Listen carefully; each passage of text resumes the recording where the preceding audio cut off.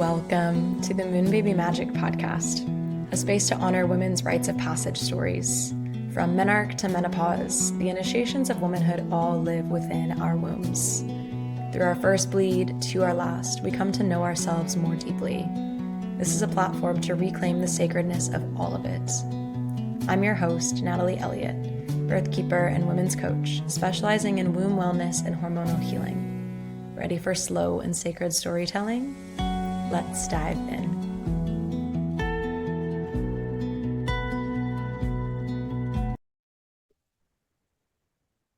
All right. Welcome back to the Moon Baby Magic podcast. Thank you all so much for being here. And I want to let you know that today, well, for you today, for me tomorrow, is the 1 year anniversary of this podcast. And that feels like a really big deal. I woke up this morning and was just reflecting on that it's been a year since I launched the first episode, the trailer of this podcast, which, by the way, I launched the trailer. I was in Savannah, Georgia, in a hotel room. It was July, it was the summer, and it was hot. And now here I am 1 year later. I am on the rooftop of my hostel. It's like a co-working hostel space. It is a humid tropical climate. I'm in Palomino, Colombia, and it is hot. And so it does actually feel quite fitting to be here in this location, recording the 1 year anniversary of the podcast. And the whole time I've been doing this podcast, I've been on the road. I've been traveling. I've been traveling with this microphone and this camera and this laptop and all of these things. And it's kind of beautiful to witness how far I have come and what I have accomplished in a year. And that brings me a lot of joy. It's kind of, it's kind of crazy to look back and see how much changes in 1 year. And I invite you to even think of that for yourself in this moment. Like, think of yourself on July 2nd last year, 2024, and like, see if you can just pull up a little bit of gratitude for all of the different ways that you have shifted and changed and gotten through hard things and experienced beauty and joy and all of the experiences over the last year and how all of them led you to this exact moment right now. Yeah, I'm just taking a deep breath into that. And that's really what having this podcast has taught me, is that every single moment in our lives, the challenging ones, the beautiful ones, the dull ones, the exciting ones, like all of them were vitally important to leading us to this exact moment that we're in now. And so something that's kind of gotten me through the last year is this mantra I just sort of made up. Maybe it will make sense to you and maybe it won't, but it's that none of it was ever wrong. None of it is wrong. And none of it could ever be wrong. And for me, that just brings me into this deep trust of my life. And since we're here on the 1 year anniversary of the podcast, and I'm about to share my story, which feels like a big deal, and I'm also trying to hold it a little more lightly to keep myself moving through it. I just want to, gosh, it's hard to even find the words, but I just want to share my immense gratitude for all of you for being part of this creation that has been bigger and more beautiful and more transformative than I ever could have imagined. Yeah, kind of brings tears to my eyes. I'm also a little bit sick and sniffly, but I'm here recording this for you in Colombia. And yeah, to every single woman who has listened to this podcast in the last year, thank you. Thank you for also seeing the vital importance of women's stories with me. And now I'm actually going to cry. Thank you for seeing this work as important. Thank you for being willing to sit down and listen to another woman share her heart. And thank you for finding resonance with it. Thank you for being here for slow and sacred storytelling, not quick tips. Thank you to everyone who has shared the podcast with a sister, who has shared it online, who has rated and reviewed the podcast to help it get in front of more women. Thank you for all of you who have reached out to me and said something that a woman or I shared touched you. Those messages mean more to me than you could ever know. Thank you for those of you who get notifications every time there's a new episode. Thank you to those of you who just appreciate that we are bringing these stories like we're sitting around the fire back. Thank you to every single woman who has been on the podcast.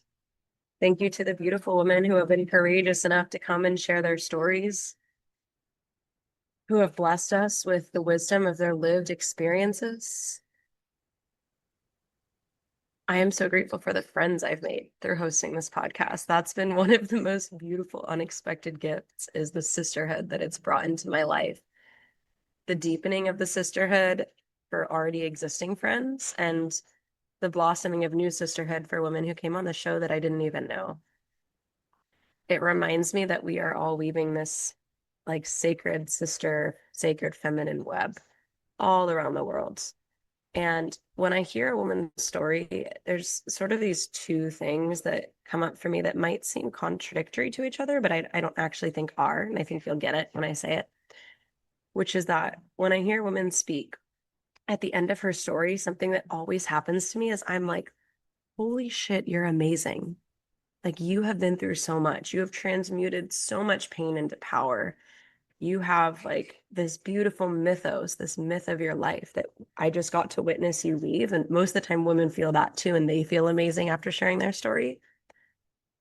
And every woman has such a unique story. And at the same time, we all have these similar common themes. And so when we hear another woman's story, it might take like a different flavor or something like that.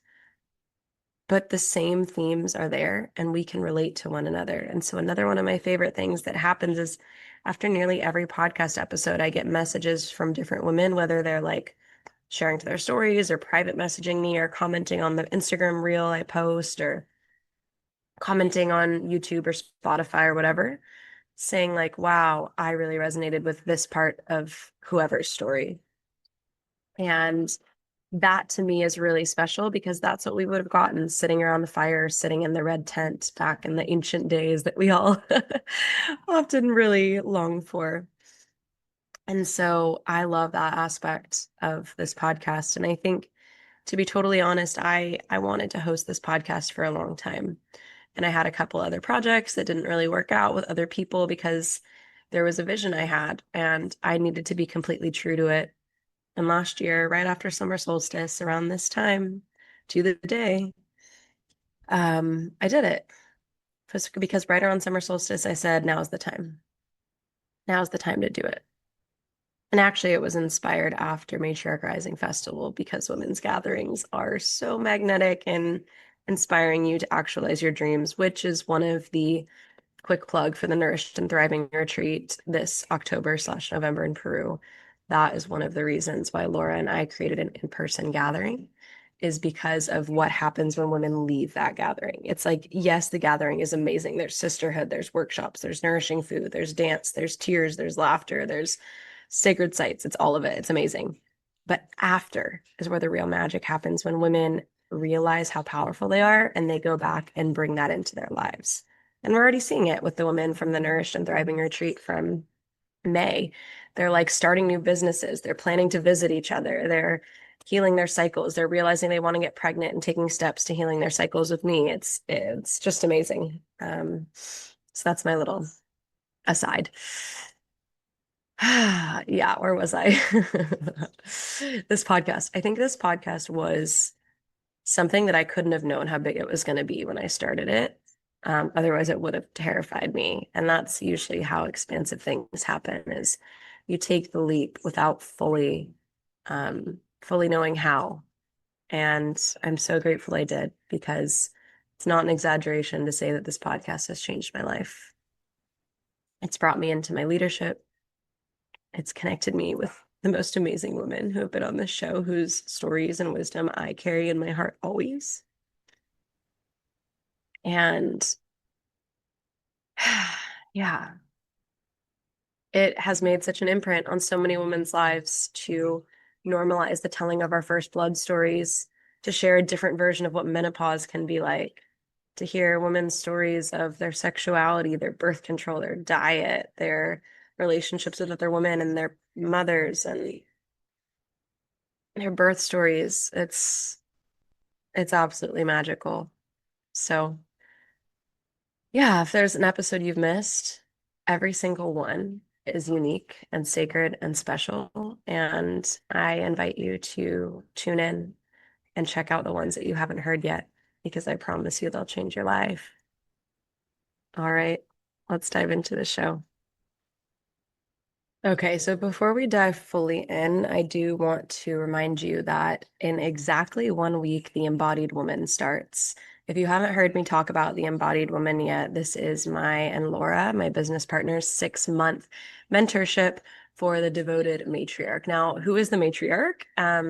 This is a term that Laura loves to use, and I've grown to really love it too. Is that I used to think the matriarch meant you had to be a mother and you were sort of like the matriarch of your family in that way. But that's not actually how it has to be. The matriarch is any woman who's taking full ownership over her life and wanting to be devoted to creating a life of her dreams for herself and for the world. So to me, like that's the ultimate, like mature, evolved feminine thing is we know that in order for the world to be the most beautiful place that we all want it to be deep in our hearts, we have to source that from within and that we are the change that we wish to see in the world, right? That cheesy. Um, I mean, not cheesy, it's like so true to be the change we wish to see. And so the embodied woman is something that Laura and I created after the Nourished and Thriving retreat in May because we recognized that we wanted to keep women transforming. We wanted to keep women in a container where they felt inspired to continue actualizing their dreams. And so it's a 6-month mentorship that's kind of a hybrid between one-on-one support and group support. So it's the highest level of support Laura and I have ever offered. You're getting one-on-one sessions with both of us once a month, as well as unlimited WhatsApp voice notes in between, which is absolutely magic, if only for the fact that Laura's voice notes will get you out of any funk, any limiting belief system, um, any like health thing that you're in. She's amazing at that. I love voice noting too. Don't get me wrong. Laura really brings in this like purpose, trauma healing, actualizing your dreams aspect. And then my side of the mentorship is really around your cycle. So it's both the practical diet, lifestyle, supplemental, TCM type diagnosis, cycle healing stuff for your fertility, your painful periods, your anxiety, your weight loss, all of these things I work with clients on. And I've had really beautiful successes with.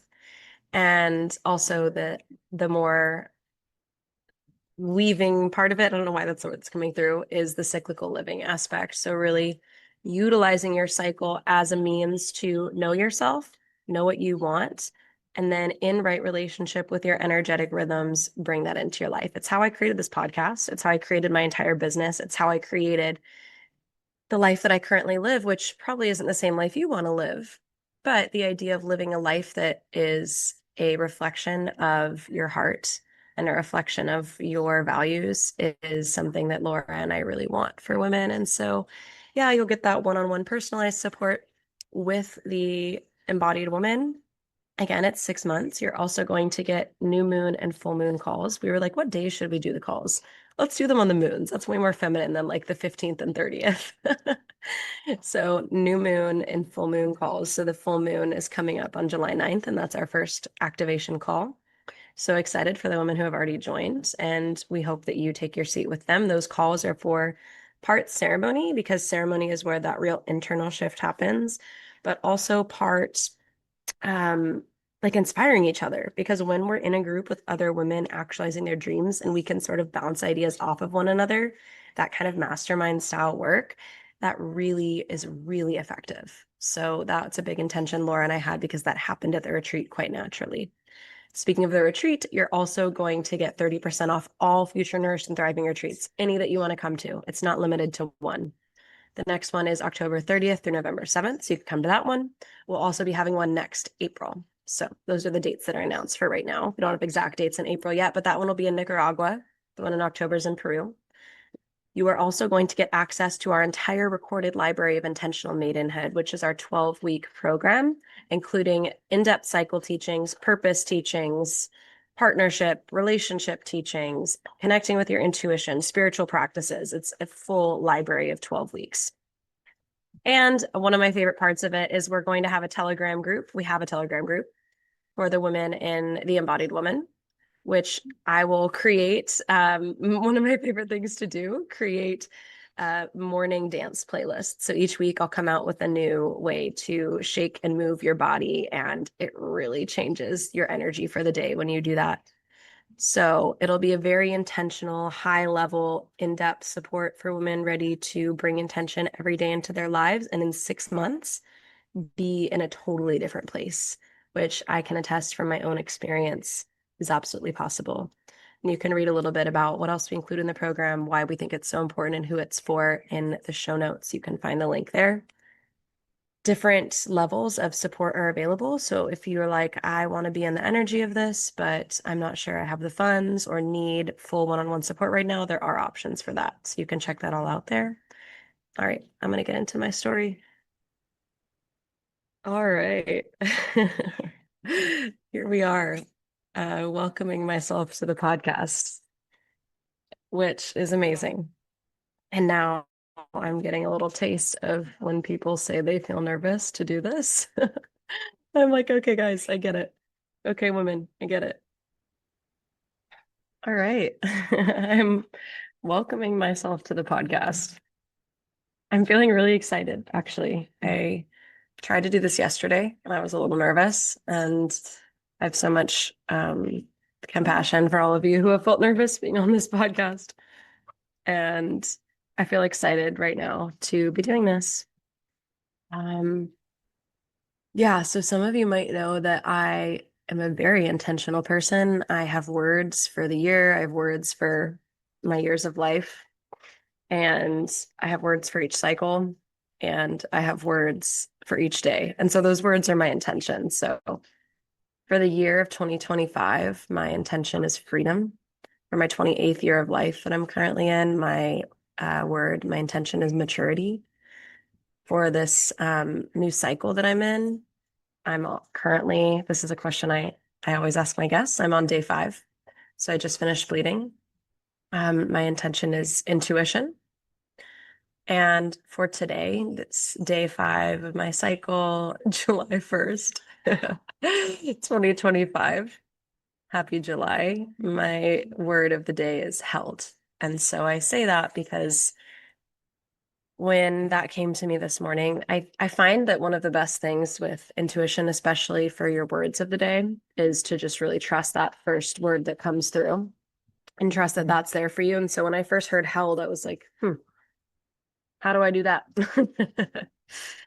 But what came through for me is like, yeah, I'm recording this solo podcast episode today, and I want to be held and I want to hold myself. And one thing I do before every podcast recording is, before I even get on with a woman, is I say a prayer to the Great Mother. And I ask that she holds this woman's story so sacredly and so tenderly, and that I may be a vessel through which that woman receives holding from the Great Mother herself. That everything that's said is what was meant to be said, and anything that's left unsaid was not meant to be said. And to rest in that deep trust of this web that we're weaving of women's stories. So holding that for myself today as I sit here looking at the mango trees, hearing roosters and motorcycles down the road, and a little bit of Spanish music playing from some of the restaurants already opening their doors at 8:30 a.m. So just bringing you a little bit into my world here. Yeah, I'm on day 5 of my cycle, as I said, and I'm feeling pretty good. I actually started to feel like my follicular maiden springtime energy yesterday on day 4, which is why I tried to record this podcast that day. But it's like my fatal flaw, and I think every woman's fatal flaw is trying to jump back into life too quickly after you bleed. And there's nothing wrong with it. You know, estrogen begins to rise and we get so excited to do our lives again. And especially if we've rested during our bleed, like we've built up that reserve of energy and we want to utilize it.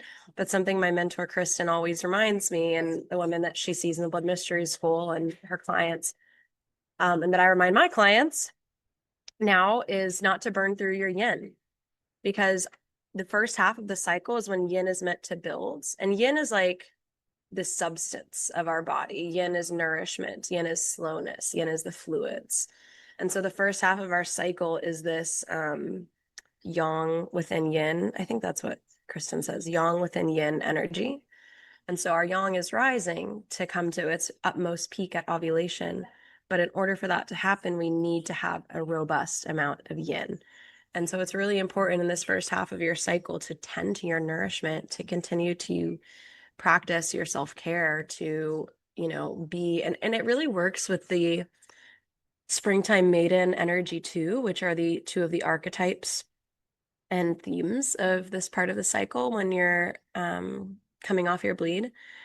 Because in spring and with the maiden, there's this energy of sensuality and like stopping to smell the flowers and feeling the bare earth against your feet and yeah, like feeling your body. Yesterday I was at the beach when I couldn't record this podcast. I went and took a dip in the ocean to refresh. And I was just like looking at my skin. And, after your period, your skin gets kind of like soft and beautiful and wonderful. And so I was just looking at my skin and being like, wow, it's so beautiful. It's so sweet. Yeah. And so I think there is this like sweet sensuality that comes in this phase of the cycle. And so for that reason, I think it can be easier to really slow down and want to nourish your yin.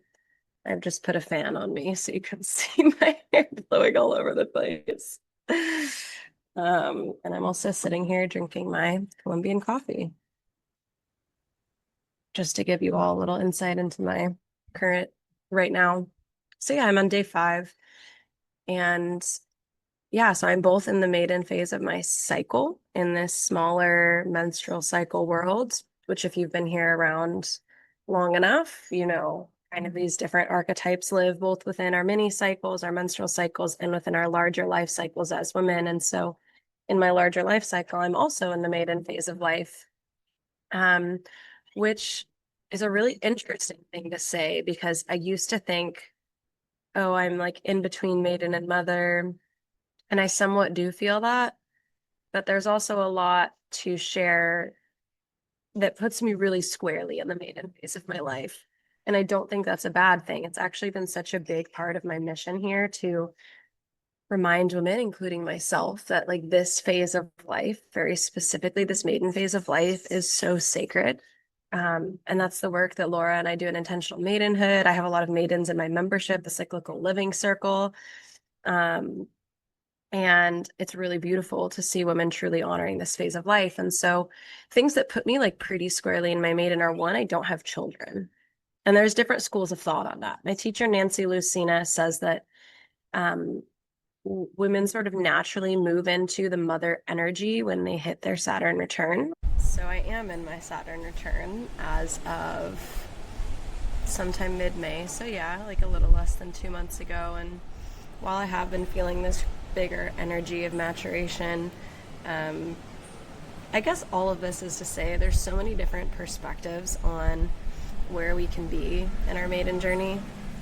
Laura and I created the Intentional Maiden program because I truly believe that maidenhood is a sacred season and a destination in and of itself and shouldn't be treated as like a means to an end. I used to do that. I want to be a mom, and I used to be so focused on like, when am I gonna move into mother and how do I get out of maiden? But yes, there's a wounded maiden energy, and that often shows up as like seeking external validation and having like an ungrounded sense of confidence. It's based on external, like it's very external, right? But I do believe that even without moving into mother in our larger life cycle, we can shift this wounded, ungrounded maiden energy into grounded maiden energy and make that internal shift even before our children arrive on this physical plane. And that's really been the journey of my life this far. is making these shifts in my internal space to like take care of myself. And sometimes that looks like external things too, like the ways in which I take care of myself, like that can be quite an external thing. But yeah, I've had a lot of experiences recently around needing to, there's that word, hold myself through things. And that does feel like a very maternal or intentional, mature maiden thing to do. And if you listen to a lot of my episodes, like I interview so many women in their late 20s and early 30s, and most of us have this conversation around like, I'm in maiden, but and I just wonder if that's like because we don't think we should be a maiden, or we think that to be a maiden doesn't mean to be mature, and to be a maiden means that we're not fully embodied in our womanhood. And yeah, I want to challenge that a little bit. So I am in the maiden phase of my life. I'm traveling full-time. I'm single. I am creating this life of my dreams. I'm building my business. I'm setting up my life in a way that really honors me. I am so focused on being in my own energy. And that's a really beautiful thing, you know. I recognize this is such a fleeting time in my life when I have the unique opportunity to focus on me and my energy and what I want. And from that place of like true alignment with myself, I can then bring other people in. So I'm really enjoying it, and I hope to encourage lots of you to enjoy your maiden years too, and not rush through them, to really, really honor them. And if you're past your maiden years, you already have children, you get to meet this energy every time you come to the menstrual phase of your cycle. Yeah, so I'll shift a little bit. The rite of passage that has been a big deal to have shared on this podcast is the first bleed. I get so much feedback from women being like, wow, no one's ever asked me that before.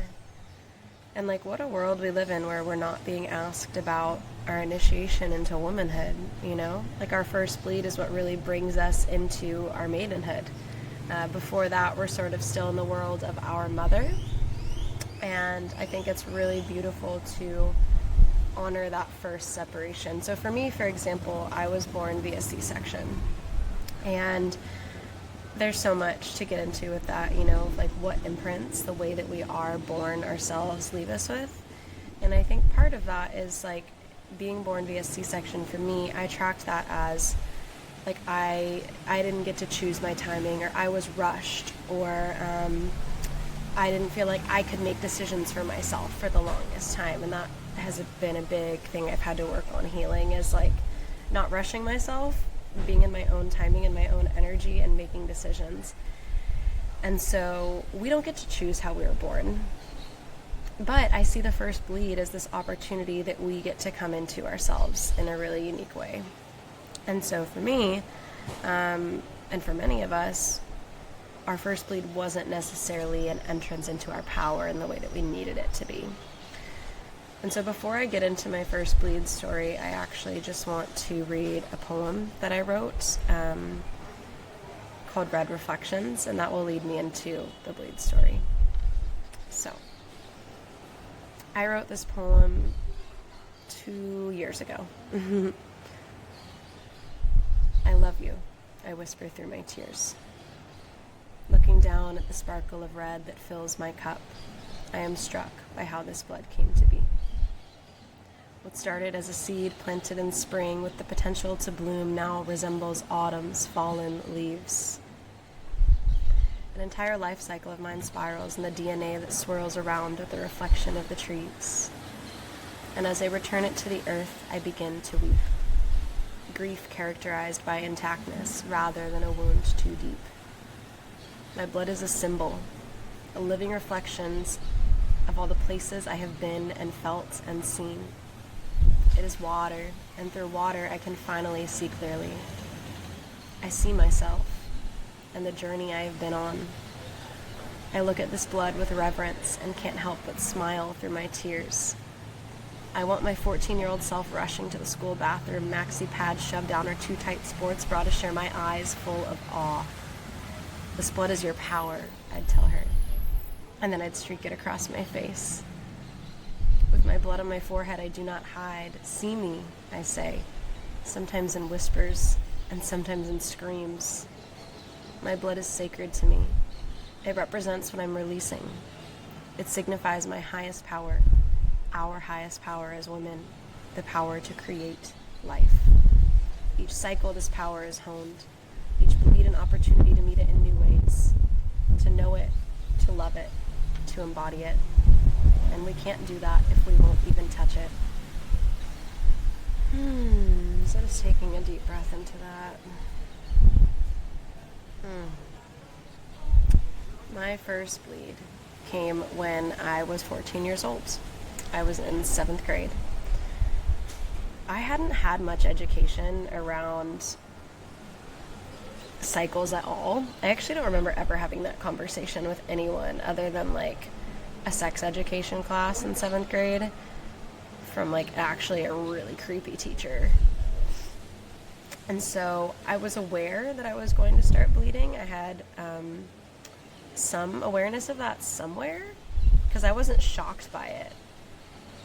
But I do remember feeling caught off guard. So it was volleyball practice. I played volleyball when I was in middle school. And volleyball practice was after school. And so I remember going to the bathroom after volleyball practice and wiping, and it was like brown. You know, often our first bleeds aren't this like fresh red color. And so it was brown. Yeah, so it is quite interesting that our first bleeds often don't look the way that we expected them to. So what I experienced is I looked down and I saw like this brown stuff in my underwear. And I remember being really confused and having no idea what to do. I remember there was a little bit of fear that came up in that moment. And luckily, something that's really sweet about my story is that I have had really strong female friendships for most of my life. And so I want to give a quick shout out to my childhood best friend, Mallory. Mallory, if you're listening, we haven't talked in a long time, but thank you for this moment. I didn't know this, but Mallory had already gotten her period. And when I think about this, I'm like, we really need to be sharing with the girls, like doing girls circles so that the girls know when their sisters get their periods. My first blood, Mallory was immediately there, and she was like, hey, don't worry, I have something for that. Like, I have what you need. And I didn't even know what I needed in that moment. I remember her giving me a pad and me being like, what? Like, what do I do with that? And it was like a huge one too. It was like a giant maxi pad. And but she was just there. She was like, I have what you need. I don't remember her exact words, but it was something along the lines of that. And to just have that moment where I was unsure and a little bit afraid, and to have the imprint of my best friend helping me through that moment and just being right there for me and telling me, like, in her own words, this is normal, I'm here, you know, I've got you, this is okay, was really foundational for me, and I think was like just absolutely instrumental in me feeling safe to share myself with other women throughout my life and to feel like I could ask for help when I needed help. And so that was a really big, beautiful part of my story. Now, there's of course like other aspects that weren't so great. I remember getting in the car and telling my mom, and her being kind of like, well, why'd you get a big maxi pad? You probably don't need that much, and whatever. She didn't mean anything by it, I'm sure. But just, and then the kind of another first thing that came out of her mouth was like, well, okay, just don't say anything. Your brother's here. And yeah, there was like a little imprint of shame in that. And so when I share in my poem, Red Reflections, like going to the bathroom, maxi pads shoved down my too tight sports bra, like I'm sure so many of you can relate to that sensation of like, we're like, as girls, we're told to like wear these tight things. And I don't know, when I was growing up, these like sports bras were really big, and we're trying to hide. Like, I distinctly remember going to the bathroom in those early cycling years and like feeling like I needed to hide the fact that I was going to the bathroom with a maxi pad, which is just crazy.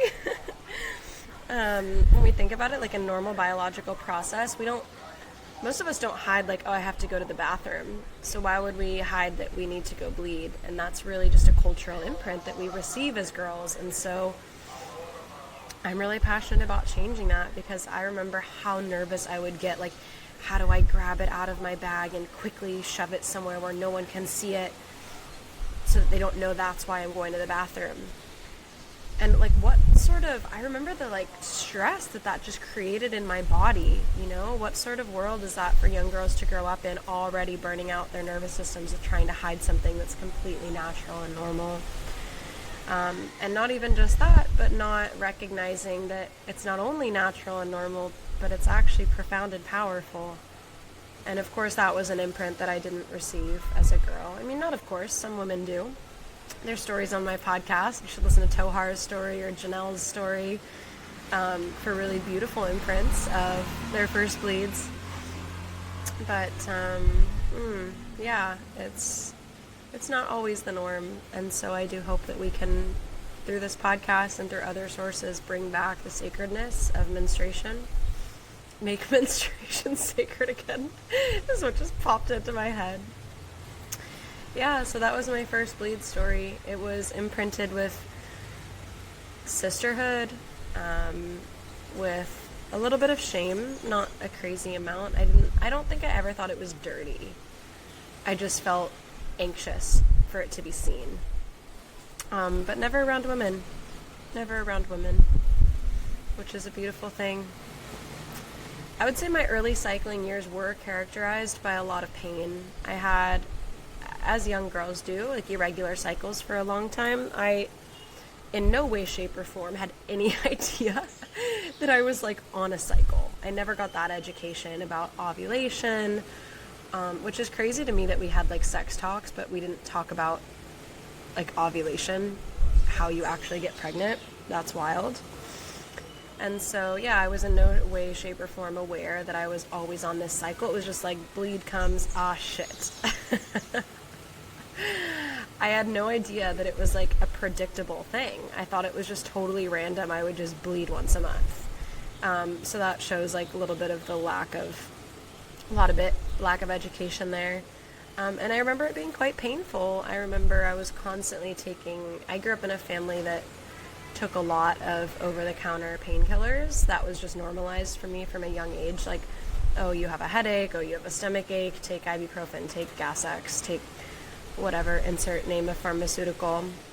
And I share these things like not to pass judgment on my family, though of course there's like an inherent judgment of doing things differently. We're all making judgments all the time. Just that like that was the culture that I grew up in. That's just the reality of it. And that's not where I am anymore. That's not the reality I live in anymore. But yeah, I used to take Midol, ibuprofen. I just thought it was normal to have cramps. I think most of us do. We're like taught that these things are just a normal part of being a woman and just part of having your bleed and what we have to move through. And so, yeah, I moved through that for many years. I don't remember too much more. I think the kind of next part of the story is, this is such a big part of my story, is my fear of tampons. And if you talk to any one of my friends from like high school and college, they will reflect back to you. That was like such a big thing for me. And I've shared this story on other platforms before, and even like in small ways on this platform. I'm sure many of you have actually, if you followed my journey, like heard all of these stories, but it's really special for me to tell it all in sort of chronological order as best as I can, and to have it be all in one place.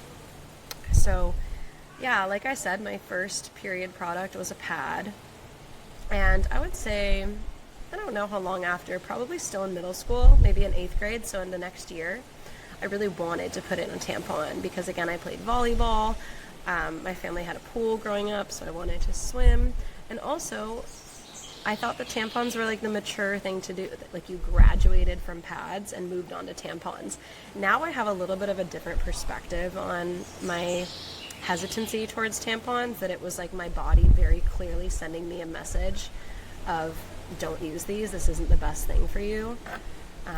Which is so beautiful, because actually right now in my current phase of life, I'm in this big moment of like trusting my body and listening to my womb's voice. I'm in a whole new layer of it that is so profound. And so to recognize that I had that voice, it makes me kind of emotional, from such a young age speaking to me, is really, really profound. And it took me, what was it, from age like 14 to, how old was I when I lived in North Hollywood and had that moment, 24. It took me about 10 years to really listen to her. But yeah, I had this sense of my body saying no to tampons, but my mind and my cultural conditioning said, this is what you do. And so I remember very distinctly being in my bathroom and trying to put in a tampon and getting so lightheaded that I blacked out more than one time.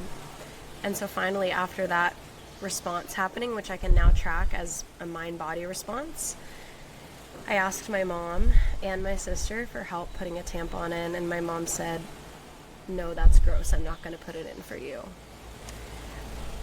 And that was a really tough moment for me. I think that those things that we hear from people in our lives when we're reaching out vulnerably, because I had already learned it's okay to ask for help because Mallory helped me when I got my first bleed. But to have that reflected back as, no, that's gross, was a really challenging moment for me as a young girl, because I don't know how to filter that through my own lens. Like, my lens is my mom, right? And my friends. And so, yeah, I really took that on, and I started asking a lot of people for help. And pretty much they all said no. You know, I think I asked my friends Skylar, Mallory, and Carla, who were my best friends growing up, for help. And one of them, I think Carla, was like, well, I'll coach you from outside the bathroom, but I'm not going to put it in for you. And I really wanted someone to put it in for me, which, you know, it's interesting that no one would help me in that way. But I also find an interesting part of my story that I wanted someone to do it for me. You know, that like my body was so clearly saying no, that I was like, well, someone else just do it. Maybe my body won't say no to you. And that's a big theme of a lot of my stories, is like wanting someone else to just figure it out for me, for someone else to just do it for me before I really like claimed and took ownership of my own life. And so in a lot of ways, I'm grateful that no one ever just put the tampon in for me. But in other ways, that was really hard. I really felt like I couldn't do something that a lot of women were able to do, and maybe some of you can relate to that feeling of like, I'm not part of the group. If anyone's familiar with the Enneagram, I'm an Enneagram 4, and one of the sort of shadow sides of the Enneagram 4 is like feeling like things just aren't for you and that you're just like inherently not part of things. And that was a big part of my adolescence, was feeling like everyone's using tampons, I can't do it. And another aspect of my adolescence was that I didn't have sex until I was 21. And so there was this other aspect of everyone's having sex and I'm not. And so these two things, along with the period pain, kind of all go hand in hand to characterize my like age 14 to 21-ish. So that was kind of high school, you know, a lot of period pain, a lot of disassociation. And I also went through like quite a party girl phase when I was in high school. I would say, so I grew up in Oklahoma City. And when I was a junior in high school, I started getting really into like partying and drinking, and sort of like isolated a whole group of friends and made a new group of friends who liked to party. And just went through like a really turbulent teenage time in those years, and ended up moving with my dad to Massachusetts. Yeah, and I guess there's not even really much to say there, but that it was, I mean, maybe there is. It was a really big moment in my life. I had lived in Oklahoma City for my whole life, basically. I mean, we moved there when I was 5. And so I had grown up mostly there, and it was quite a dramatic, like, big decision for me to be like, I'm moving to Massachusetts. But I did, and that was a really big part of shaping who I was too. I started smoking weed when I lived in Massachusetts, which isn't really something that I'm involved in anymore, but it got me involved in like sort of, I guess you could say, like the counterculture. I was like longboarding with this group of guy friends, and that in and of itself was healing after feeling so uncomfortable around men for so long. I had this group of like, I don't know, there's probably 5 or 6 of them, like stoner guys that I hung out with all the time, and there was like 2 of us girls, and they were just the sweetest men, and it was so healing to me to be friends with them. So shout out to Liam, and to Jamie, and to Danny, and to Jacob, and to Sam, and to Shoria, and to all of my male friends from high school. Shout out to Shoria for bringing me on my first international trip to India after our senior year of high school, which was such a big moment for me, learning to embrace my love of travel. So for me, making that big decision, moving to Massachusetts, was one of the first big decisions I ever made for myself. And it brought me into my sort of like hippie-esque identity in a way that I don't know I would have fully stepped into had I stayed in my familiar environment in Oklahoma City. And I used to have a lot of weirdness about that decision, because I went from a very prestigious high school in Oklahoma City to it was still a great school in Massachusetts. It was a public school, but I definitely fell off the academic bandwagon a little bit. I was always a really smart kid, very studious, straight A's, and that didn't necessarily change when I got to Massachusetts, but I developed a new side of myself too that was a little more free-spirited, and I think that's what happens when we get to a new place, or we move through a new rite of passage, because moving somewhere is a rite of passage too, is we develop a different part of ourselves. And I say that now, actually, every time I travel to a new place, I become a little bit of a different version of myself, like another part of my soul unlocks. So I'm very grateful for that time in Massachusetts, and I'm grateful for that wild child chapter of my life that sort of continued as I went to college. I had my first boyfriend in high school. He totally broke my heart. Yeah, that was a challenging moment for me. You know, that young love, I remember him breaking up with me. And I was living with just my dad at the time. My parents are back living together now, but at the time it was just me and my dad in this apartment in Massachusetts. And my first boyfriend, his name was Jamie. It's so funny, I'm sharing all these intimate details, but it just feels quite right. Sometimes my story, I feel like guarding it really close, and other times it feels really raw and vulnerable and real to put it fully out there. And in this moment today, I'm just feeling like sharing all of myself.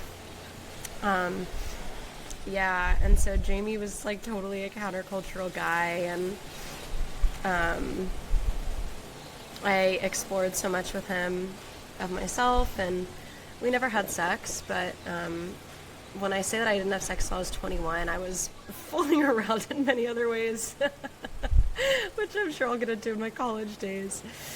But Jamie actually graduated high school early and moved to San Francisco. And so I went to visit him in San Francisco at age whatever I was, 17 or 18, and that was a big moment for me too. And then he broke my heart. He cheated on me. He broke up with me. And this is another sweet sister moment, is that when he broke up with me, I went to my friend Esme's house, and shout out to Esme and her mom for being such sweet women in my life at the time that I wasn't living with my mom, where I was so devastated, and I think my dad had no idea what to do with me, because I distinctly remember like sliding down the apartment wall, like scratching the wall with my nails and screaming based on this heartbreak. It's like teenage emotional regulation, you know? I just couldn't handle it. It hurt so bad. And I think my dad had no idea what to do. And so I was like, I'm going to Esme's house. And he's like, okay. And I stayed at Esme's house for 3 days. Her mom made me food, cooked for me. Esme was there for me to listen to me cry and to be with me. And for 2 days, I did not go to school. And Esme's mom didn't say anything about it. And then on the third morning, I woke up and Esme's mom was there and she said, Natalie, today we go back to school. And I went back to school and life was okay. And all of my male friends sat there with me and listened to records with me while I cried and held me. And I'm so grateful for that. What a beautiful imprint to have of trusting men and allowing them to hold me. Yeah, that was a little divergence from my womb stories, but that's an important part of my journey too. And my intention here is to really allow you all to know me and to reflect on this magical myth of my life I've been on. And so yeah, eventually I decided to make another big move and move out to California to go to college. And so that was a big journey for me, and I spent my first couple of years of college kind of like partying and fooling around with guys and making friends and having really challenging friend breakups because of guys. And yeah, in that time, I also met some of my best friends who are still my best friends. So shout out to Emma, Elaine, and Haley. I love you three so much. And Sisterhood has just been such a big part of my journey, and so I do want to share a few stories in relation to these women that shaped my womb story. So I joined sort of like it was like a writing journalism magazine club thing, and Emma and Elaine were in it, and they were older than me. I was a freshman here. Elaine was a sophomore and Emma was a junior at this time, and there was one day, and I kind of knew them, but they were like really beautiful and really cool, and I was like, I don't know, I'm just this freshman. In a little context to where I'm at in my womb journey here, like still really having painful periods, no connection to my cycle yet. This is my freshman year of college. I should also mention I was vegan. So I went vegan my sophomore year of high school, and so I was 16 years old when I went vegan, shortly after I got my first bleed. That's a big part of the journey too. I now understand that that was probably, like, I was speaking to the emotional dysregulation I had, just like really inability to be with myself through challenging experiences. I would just absolutely lose it, like screaming and crying and raging and projecting, and part of that is normal for teenagers, but I now understand that veganism often leads to extremely dysregulated blood sugar and not having enough nourishment to be able to handle the stresses that life throws at you.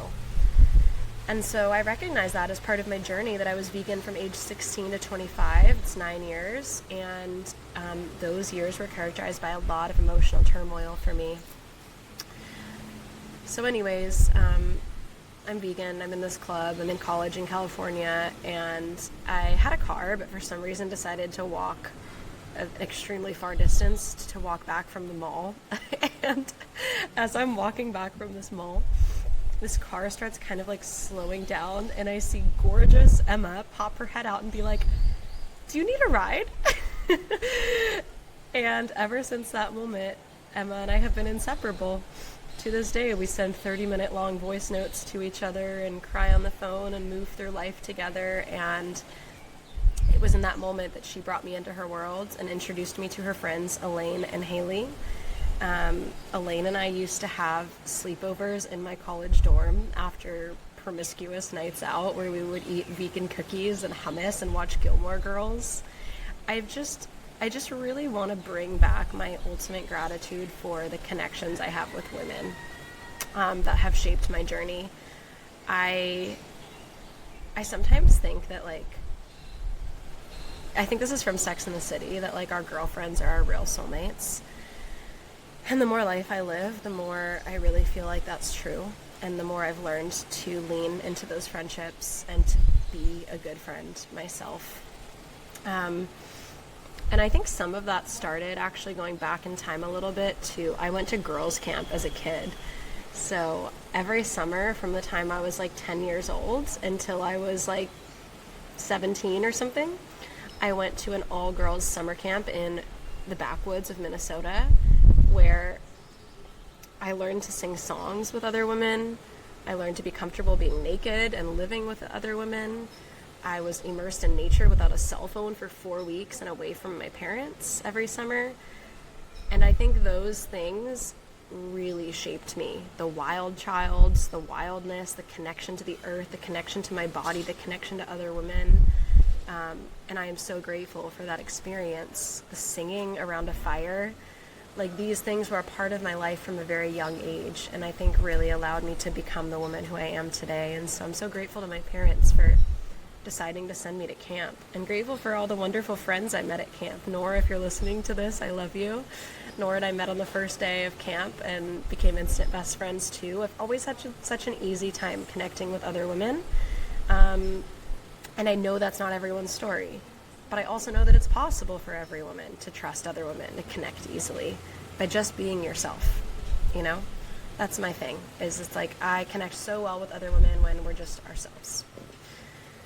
Yeah, and so my friend Haley, who Emma also introduced me to, was a big part of my journey with my periods. And I want to return to the tampon thing for a moment, because I said I was always asking for help and no one would ever help me. So there was one day, and I want to share two experiences in college that have to do with the painful periods and have to do with the tampons. And these two moments were two really big turning points along my journey with my womb. The first one was I started becoming a yoga teacher, and that's why I bring in my friend Haley. So I was in my college dorm room, this would have been my junior year of college. Yeah, so after I'd already done quite a bit of traveling, I'd studied abroad in Spain. I'd traveled all across Europe and spontaneously decided to backpack by myself. When I booked my flight to Europe, to Spain to go study abroad, I booked a one-way. And in my mind, I thought, well, everyone will be staying for 3 months extra to travel. Like, why wouldn't you do that? And this is kind of something that we do when we are so embodied in something and it's so a part of us that we think everyone just must be that way. And my zest for life, adventure, and travel, I thought everyone had that, but it's not. Like the way that I'm living this nomadic life now, and I love it, but I know that's not for everyone. I thought everyone would want to travel, and so I figured I'll have plenty of travel buddies when my program ends and whatever. No one else did that in my study abroad program, and so after living in Granada, Spain for 6 months, I embarked on a unplanned solo adventure at 20 years old. And I remember the feeling of the bus pulling away from the terminal in Granada, this otherworldly floating feeling.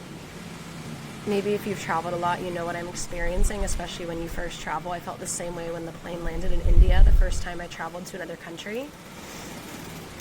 But I just remember the bus pulling away from the terminal in Granada as I carry this giant backpack on me for the first time, and just feeling like my life is about to change.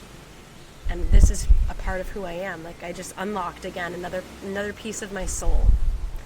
And so in that time I went to probably 12 to 15 countries and really discovered a lot about who I am and what I love and what makes me tick. So that was a really beautiful time in my life. But yeah, I came back into college life, started becoming a yoga teacher, and thought it's time to put in tampons. And so I sat down. It was on, I think, the last day of my bleed, and so I wasn't bleeding that much.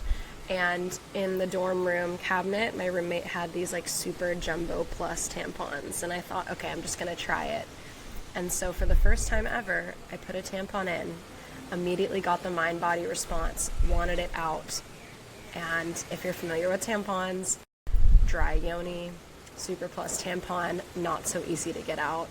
So I started freaking out. I got really anxious, mind, body, full like trauma response, and called my friend Haley. This is where Haley comes in.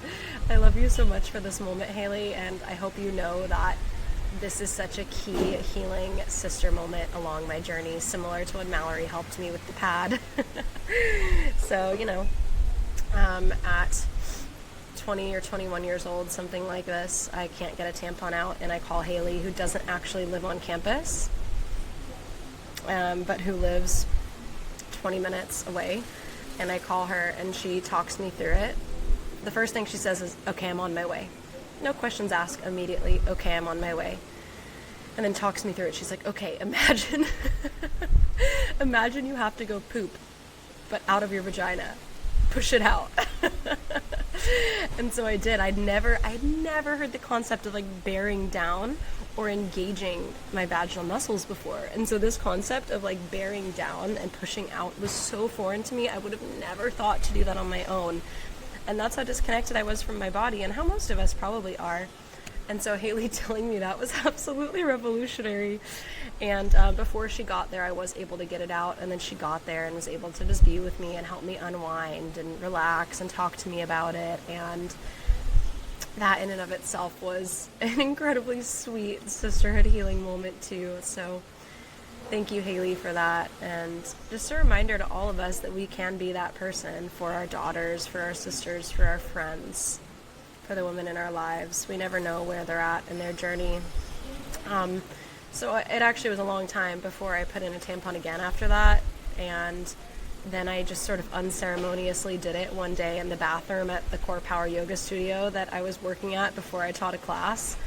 And I texted my mom, because everyone who knows me knew it was such a big thing that I couldn't put a tampon in. And so I texted my mom, and to this day, my mom has an alarm that goes off the same day every year that I did this. And she sends it to me every year, so I remember. I actually don't wear tampons anymore. I stopped wearing them as part of my period pain healing journey, because tampons can actually really increase your menstrual pain, because they require your musculature to hold something in. And when we're having to hold, that can create more cramps. So it's actually really not great for your tissues, and I like to prioritize the down and out flow of my blood. I love to see my blood running down my legs. But that's jumping a little bit further ahead in the story. Yeah, and so when I moved into this yoga training, that was a really big initiation for me into spirituality.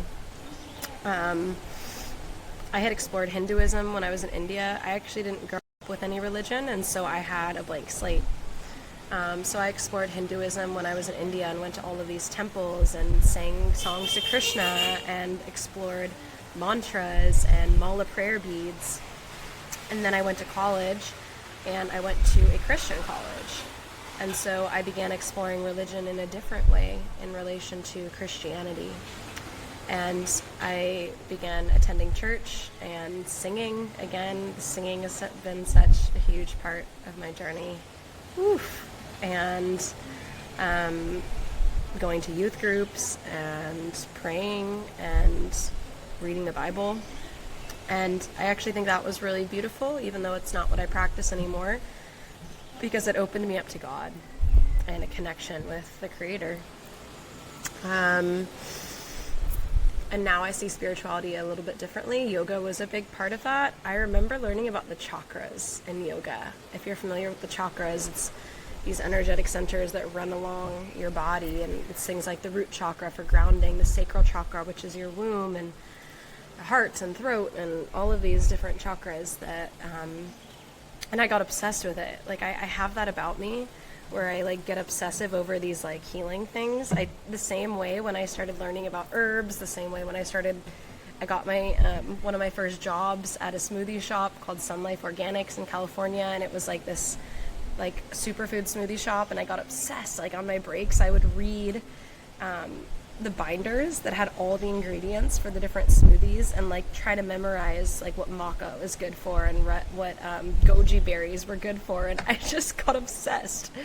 I actually, after college, this is jumping ahead a little, but bought a book about like herbal healing for the whole body and started, like, I picked that whole year, I devoted each month to a different organ system to optimize it. And so I just have this like self-improvement kind of nerdy intellectual thing about me. And so when I learned about the chakras, I was like, I'm going to optimize all of these chakras. I'm going to fully align these chakras. But yeah, to be honest, that was really my initiation into what I consider actually to be a bit more of a masculine spirituality, because it was all based on like these teachers outside of me, and the yoga poses and this sort of thing. I mean, yoga was a really beautiful chapter of my life and continues to be. I still practice yoga, of learning to regulate my emotions and not project onto people, of connecting with moving my body, of developing deep and meaningful relationships with other women. Yoga studios have always been places where I find soul sisters. Shout out to my friends Emma and Emily, two loves of my life, who I met through Core Power, and so many more women who I could name here. But yeah, that was a big part of my college years, was the yoga community. Even more so, I think, especially in the last years of college, once my friends had all graduated, because if you remember, they were older than me, the yoga community became people that I relied on. And yeah, eventually my spirituality shifted a little bit from this more like yogic, what I consider masculine of the mind spirituality, to feminine spirituality. And that is when my womb healing journey really started. But first I want to take you back a little bit to a time when I wasn't yet connected to the spirituality of my body, and it was more about the mind. So 21 years old, I am in my senior year of college. I am a yoga teacher. I'm vegan. I'm living in my like studio dorm apartment thing. I had a boyfriend at the time. His name was Zach. We're just giving out all the details here. And I was on my period, and it was actually, I think it was the day after Zach and I had sex for the first time, and that was my first time having sex ever, which that in and of itself was a really beautiful experience, because I loved him and I felt safe with him, and he was so present and gentle with me, and for that I am so eternally grateful. I am so grateful that my first time was a safe, beautiful experience, and that I was old enough that I knew what I was choosing. I knew what I was choosing. I knew I wanted to be in a relationship with someone. I knew that all of these college years that I was kind of like fooling around but not going all the way. That's so funny. I haven't said that in so long. With anyone, I knew that I didn't want to let anyone enter me until I was in a committed relationship with them.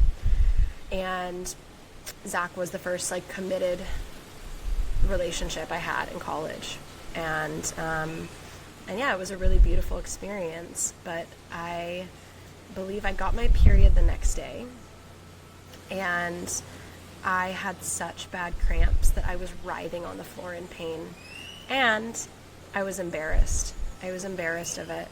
And so rather than even say anything to him, I went to the bathroom, and not the bathroom in my room. I went to the bathroom down the hall, and I like laid on the cold public dorm bathroom floor, like screaming as this like menstrual pain fully enveloped me. Eventually I had no choice but to say like, I need help. He took me to the ER at the hospital in California. They tried to give me like over-the-counter painkillers, nothing worked. I ended up having to get morphine, and I couldn't go to work, my internship, for the rest of the week. And that actually wasn't even an unusual occurrence. There was one more time that I had to be hospitalized for menstrual cramps. And it was pretty much every time I bled that my cramps were so bad I had to take a lot of painkillers to manage it. And so there's a lot that could be said about this. I think it's like anything, combination of many different factors, one being the veganism, really not great for hormonal health. Again, unbalanced blood sugar can create a lot of dysregulation in your menstrual cycle. I also think lack of like attunement to my womb heart connection, lack of processing and like truly slowing down and being with myself. I was in a pretty constant state of hypervigilance at this time, and disconnection from my womb. Just quite simply disconnection from my womb, because as you'll hear on my journey, one of the most healing moments for me wasn't about changing my diet or exercising more, taking a supplement. It was about connecting with my womb and connecting with other women. So, yeah, taking a pause here. Yeah, and through sort of an extremely tumultuous long-distance relationship marred by a not fully consensual on both ends open relationship, sexual assault on my end, and again that extreme emotional dysregulation, I had quite a challenging 2018.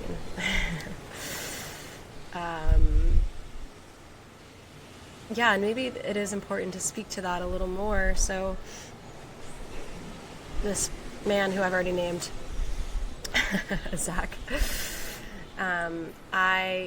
like I said, I had sex with him. He was the first person that I opened myself to in that way, and I have always been a sexual being, and that's something I've come to understand about myself more and more throughout time. We're all sexual beings, but I've always had an uncanny ability to experience pleasure, and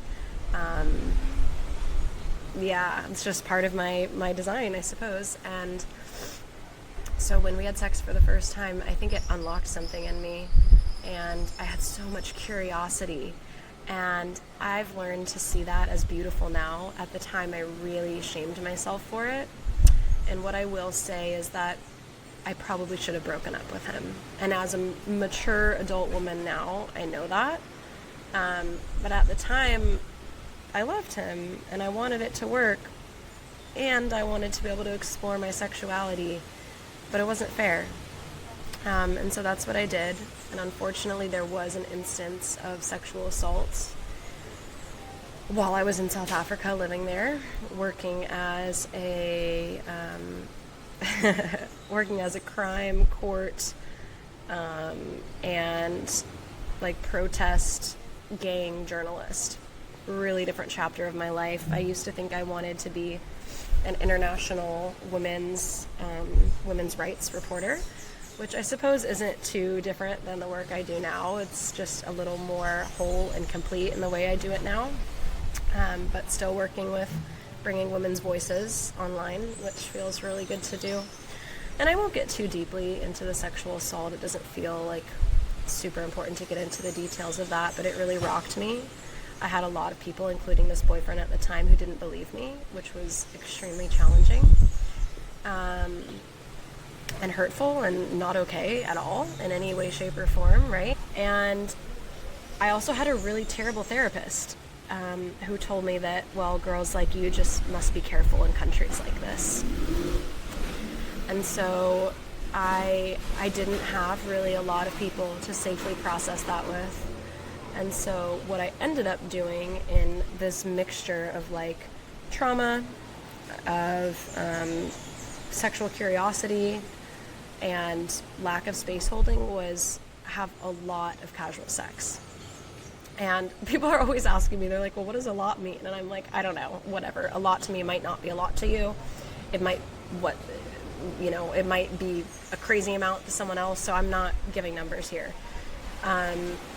But yeah, I truly explored my sexuality, and for a long time after that, especially when Zach and I's relationship imploded based on infidelity and projections and trauma bonding, I had so much shame around this time in my life. I carried so much shame around who I let into my body and how I hurt him and how I hurt myself, and the decisions I made, and I couldn't even think about it. I couldn't even think about it for the longest time until I recognized the very real trauma response I had of trying to make up for the non-consensual sex with lots of consensual sex. And so while I am not a proponent of open relationships or casual sex now, it's not something I choose to partake in. And my hot take is that I think most people who are doing open relationships are doing it from a trauma response. Feel free to come after me, people in open relationships, but that's my personal take. I think it takes a lot of maturity and discernment to commit to one person, and I think that it's a lack of wanting to do the work by not being able to do that. And I think especially as women, opening up our bodies to someone, we bring their energy into us. That's something I have recognized so deeply lately, is like our wombs are like these sponges that carry the imprints of the men who've we let inside us. And it's so important to be consciously doing clearing work, and to not even have to do that clearing work by not allowing men inside you that don't fully honor you and who you don't have a committed relationship with. And so that's a personal boundary that I have had reaffirmed very recently. So yes, this became really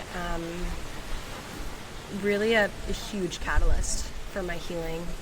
Both the womb trauma that I experienced and the following shame that I held from the time in South Africa, and from this relationship quite dramatically ending. And so I graduated college, my relationship ended. I'm figuring out what happens next in life, and I'm simultaneously holding all of this trauma in my womb that's manifesting in period pain and disassociation from my body. And at this time, I'm still a yoga teacher. I'm still deepening in that journey. And I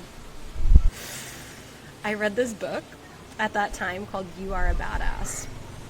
And there's it's an amazing book. There's nothing so special about that book, but I think often a lot of us have that book or that thing or that quote or that trip that woke us up. And I remember I went to Bali. It was my 23rd birthday. I went to Bali. And I was reading the book You Are a Badass, sitting by the pool. I'd had some drama with some girls on the retreat that I was on. And something in that book talked about you can just decide what the outcome of something is. You get to choose the energy, and the world around you will begin to reflect that. And I practiced it with these girls who had been quite catty to me, as I created a space of internal calm within me, and they changed. And in that moment, I woke up to how powerful I actually was. And I share that because it's not necessarily a womb story, but it was my initiation into beginning. This didn't fully happen for many more years, but beginning to step out of victim mentality and choosing to take ownership over my life. Shortly after that trip to Bali, I began dating my ex-husband, Efren, some of you know. And maybe some of you don't even know that we're not together anymore. And so even me saying that feels a little bit vulnerable. But that's part of my journey and part of my story, and just part of the truth of the reality of this myth I'm weaving of my life. And it has a lot to do with my womb stories too, which I will get to. Yeah, and we began this relationship shortly before COVID started, and so things between us just escalated quite quickly, and we moved in together and began this life together. And within a year, I was dating him.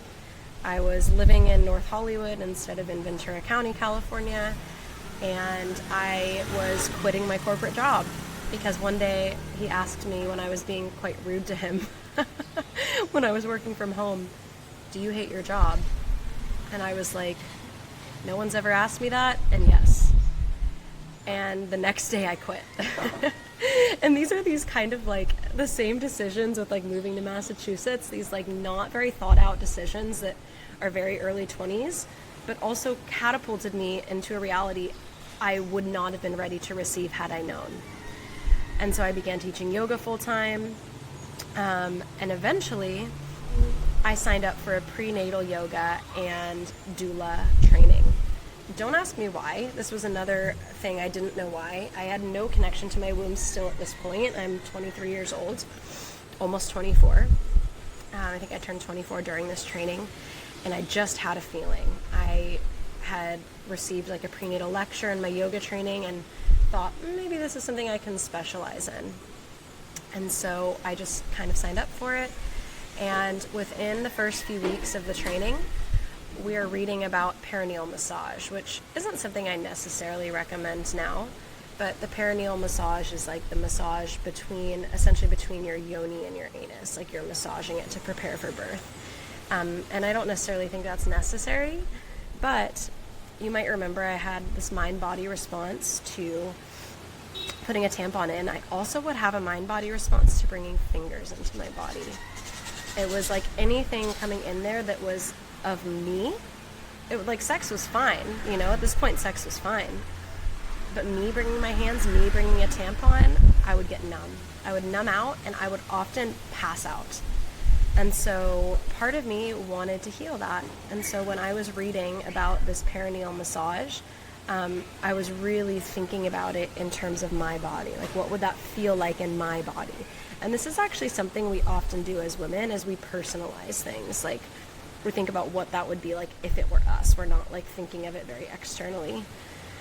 And so I actually passed out as I was reading this passage. My roommate Mallory and I were living together at this time. If you remember Mallory from the early part of my menarche story, she came in and tended to me, and I remember her saying something like, well, maybe you shouldn't do this training. And everything in me lit up and was like, I will no longer keep myself from doing things because of this response. I'm getting to the bottom of this. And that catapulted me into my entire womb healing journey, though I would not have called it that at that time. What I would have called it is trying to figure out why I can't put my fingers in my yoni, which many people would have said, like, why do you need to do that? But there was something in me that said, this needs to happen. And so I began Google searching, and this is my, like, not very holistic brain yet, thinking, like, why can't I put my fingers in my vagina? Google search. And, of course, it's coming up with things like vaginismus, where, like, there's pain. And for me, it wasn't physical pain, right? It was a mind-body sensation. And thank goodness for targeted Instagram ads and for our phones listening to us in this very specific moment, because what ended up happening then was I got a targeted ad for a group called the Yoni Temple School. What a miracle that I was living in Southern California, where woo-woo, I'm using air quotes here if you're not watching video, things are normalized. And so there was this group of women. I am so grateful for them. And those women changed my life. They were super active on Instagram, and they were sharing things I had never heard about before. Yoni steaming, giving your blood to the earth, herbal infusions for your bleed, embodied movement, moving in a less structured way than yoga, womb meditations and grounding rituals. I had never heard of any of this. I mean, I was somewhat aware of, meditations and rituals because of my deep background in yoga and sort of esoteric and Hindu and these Eastern spiritual traditions. And just living in Southern California in the LA area, I was familiar with rituals and meditations. But when I first saw women collecting their blood, putting their blood on their face, giving their blood back to the earth, steaming their yonis, I was absolutely blown away, and I thought, I need that. And also, I was pretty desperate. Like, I was willing to try anything to support me with my period pain. And not even just that, but for me it was, I knew I wanted to be able to connect with my body. For whatever reason, my soul, for the soul's reason, I came here with that purpose of being able to support other women in this. So of course that was part of my journey to have to heal it on my own. Although I say on my own, it was not on my own. I had so many amazing women and mentors and teachers and coaches and guides who led the way for me, starting with these women from the Yoni Temple School. And so they did this like challenge on Instagram that was like each one of them would do a different video a day. So one of them would do like a womb embodiment practice, another would do an herbal infusion teaching, another would do like a ritual with your bleed, another would do a movement practice, or a teaching about the womb. And I was so on it for the 2 weeks that they did that challenge. And then they announced at the end of it that they were having an in-person gathering in LA, and this was in 2020, that was basically a women's circle, a women's gathering for Samhain, which is the pagan Celtic celebration of Halloween, which has since become an incredibly important part of my journey to celebrate that specific high holy day, because of how connected it is to our wombs and to creation and to this like shadow feminine work that I had to do. And so Efren, at the time, my partner, we were boyfriend and girlfriend at this time, for my birthday, which is October 19th, got me a ticket to this Samhain event for, I think it was October 30th, something like that, which was one of the best gifts someone could have gotten me. And I showed up to that event a little bit nervous. I didn't know any of these women. I showed up with a mask because I was not sure if I was supposed to wear a mask. I was so insecure and so unsure of myself and so ready for guidance. And I remember the woman, Hannah, at the door said, "Take off the mask, sister. Come give me a hug." And maybe for some of you that's triggering, but for me it was everything I needed to hear that I didn't know, was to feel that connection with another woman. And I mean, I guess what I'll say about that ceremony is we sang, we massaged our own wombs, we massaged each other's womb, we massaged each other. It was the first time I'd ever done that. It was my first women's circle. It was my first women's circle, my first time touching another woman's body, my first time sipping cacao with other women. It was absolutely transformational for me. And yeah, I mean, I get tears thinking about it, because those women held the door open for me at a time when I was so insecure and so confused and didn't know where to go. And they simply held me and taught me how to massage my womb and taught me the benefits of cacao for my heart, and was patient as I learned how to feel safe in this intimate container with other women. They held the line because of the work they had done. And I'm so grateful for that, for every single mentor. And so after this experience, I knew my path, you know. I had already begun attending births, so I was already getting really comfortable with holding space for women in that way. And so it was time to go on my own journey. And so I remember this time in my life from 2020 to 2022 as just like deep womb healing. I hired a mentor. Her name was Megan. And we had phone calls because she didn't live in California.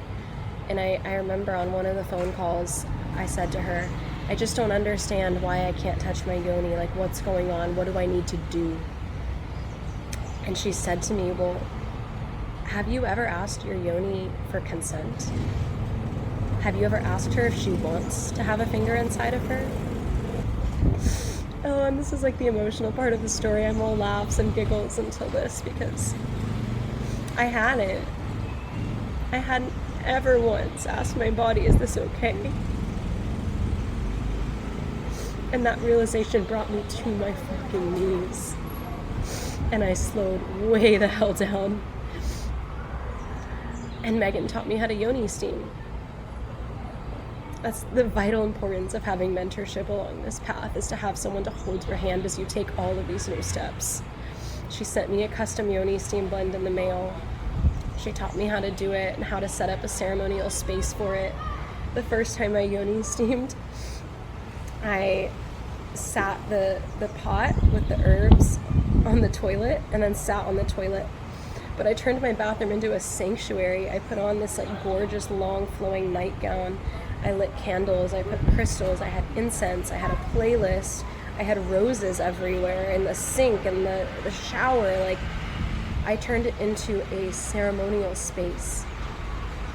And every time I sat on that steam for probably a year, I bawled my eyes out.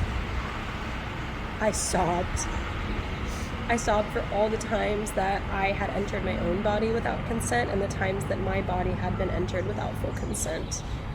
I sobbed as I released all the traumas I held in my womb, the shame and the fear from my first bleed all the way until that moment. I recognized how much was stored in my womb. And this practice of Yoni steaming changed my life. I began collecting my blood. I started using reusable pads, organic, non-toxic period products, and wringing them out in water. I sat my blood on my altar every single month and rested on my bleed without hesitation. I took a pilgrimage, an hour and a half to Ojai, where I would later on move to return my blood to the river that felt sacred to me there, every cycle for a year. Most every cycle for 3 years, actually. I did deep ritual with my blood, praying over it, giving it to the earth with reverence for prayers of release, release, release, and healing. And over that course of time, I began to not experience period pain anymore. And it almost happened without me even realizing it, because I had learned to be, it's hard for me to say okay with the pain, but I had learned to accept the pain as my womb's voice, that she was speaking to me, that I was finally listening to her. And sometimes when you finally listen to her, this is echoed in so many podcasts that I've had with my guests on this show, that sometimes when you start to listen to the womb, her voice gets much louder in the form of pain, in the form of PMS, in the form of your inner critic. But I healed my physical period pain. I healed it through steaming and through this emotional release. I healed it through developing a relationship with my body and resting on my bleed. I healed it through starting to eat meat again, which happened in 2022. That was a later part of the journey, by bringing true nourishment back to my body. And that was such a huge part of my journey. And some of you are over here thinking like, well, did you ever touch your yoni? Yes, but that wasn't ever the point. The point was the connection to my body. And I began by just looking at my yoni and by steaming. Steaming is such a gentle way to release trauma and to connect with your yoni. And then one day in 2022, at my apartment, I shared with, at this time, I believe Efren and I were either engaged or married. I asked him to leave for the day. I had found this woman named Jasmine Rose, who was on a very recent episode of this podcast, and I've shared this with her many times, how she's changed my life. She used to hold these ceremonial containers that she called Rooted, and they were internal guided journeys for women. And in one of her Rooted containers, I touched my yoni for the first time. And again, I sobbed. The way that Jasmine guides those journeys is pretty lighthearted, but with deep reverence, if you can imagine the two of those existing together. It's slow and sacred, and without even realizing it, I had brought my fingers into my body with safety, with consent, with reverence. And I'll never forget the feeling of coming home. Like I had finally come home to myself in a way that I never had before. It was a transformational moment in my life and opened me up to an entirely new relationship with my body that was more tangible. I didn't need it, but I also did need it. And it took years, right? Like this was in 2022. My journey with this stuff that I began trying to put a tampon in started when I was, how old was I, 14? It took over 10 years and a lot of deep work and a lot of slowness and a lot of patience, because that's what the womb requires. She requires your devotion. She requires her own timeline, and sometimes it's really inconvenient for us because we want to be out of pain, we want to be in the pleasure of our body, but we have to touch all of these tender parts first, and that takes time. Just like it's taken time for me to share my story. It's been a year of this podcast, a year of moving through some of the biggest initiations that I've been through in my life before I felt ready to finally share this story with you today. We have to honor our nervous systems in that way. We have to honor when things feel ripe and ready for us and not force them, because that's the only place that true healing takes place. Yeah, and I'm just feeling into where to take the story from here. Placing my hands on my womb and slowing down in this very moment. Yeah, I mean, after that, this became my path. I became a devoted student of my womb, devotedly resting every bleed. I was attending births as a doula, but slowly beginning to learn more and more about the archetypes of the cycle, to work with many mentors and teachers, to learn the seasons of my cycle, to begin tracking with the fertility awareness method and working with a practitioner to support me in healing my long cycles. Because while I had gotten, I don't want to say gotten rid of, but while I had eased the pain of my menstrual cramps, I still had long irregular cycles without clear ovulation. And so I worked with the fertility awareness method practitioner, Holly, from Rosebud Wellness, to support me in that, and learned how to be able to tell what was going on with my hormones via my tracking. And she really supported me in eating and moving away from veganism and starting to eat to support a regulated, healthy cycle with robust ovulation. I should also mention at this time that, yeah, this is where to go. I have been on a medication for my thyroid since right around my menarche. I have Hashimoto's, hypothyroidism, and when I started doing this deep womb healing and clearing and eating meat again and starting to feel regulated emotionally for the first time, more energy than I thought was possible for the first time, because what the thyroid stuff really does is it down regulates your mood, your energy.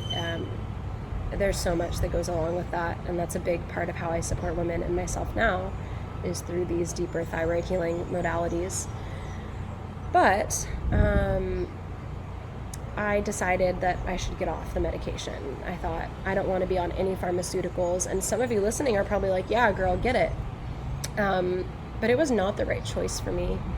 It was not the right choice at all. I started on this medication when I was like 13 years old, and because of that have very little thyroid left. And what the medication does is it stops your thyroid from producing its own hormones, because you're taking the hormones in internally. Now, when I was younger, I didn't have a choice. I didn't have people modeling for me, there's a different way to go about this. You could heal your thyroid naturally with diet and lifestyle, which you can. And some of the holistic people are going to come after me for this, but at the moment, my thyroid's too far gone for natural healing. And so when I went off this medication in 2022, I got really sick and my cycles got really crazy. And so I went back on it shortly before I got married. My energy levels returned, and then in 2023, I went off the medication again. And this is like a really big part of my story. And so if you're here with me, thank you so much for being here thus far. And so this is another really big turning point along the path for me. So in this time, I was, again, a devoted student of my womb. I was resting on my bleed. I was living in accordance with my cycle. I was beginning to shift my business from birth to cycle coaching because of how often I was fielding questions about cervical mucus and getting off birth control at the yoga studio and at the local cafes. I became known as that woman, and what an absolute honor to be the friend that people come to. We all need that friend, you know? And that counsel that was being sought for me, it was like calling me deeper and deeper into this work. And so I began learning and expanding, and 2023 was both an incredibly transformational and also the hardest year of my life. I got married in 2022, and I'm going to be talking a little bit about how I recognized that I was not in, I want to be really specific about my language here, because not in the right relationship, but at the time it was right.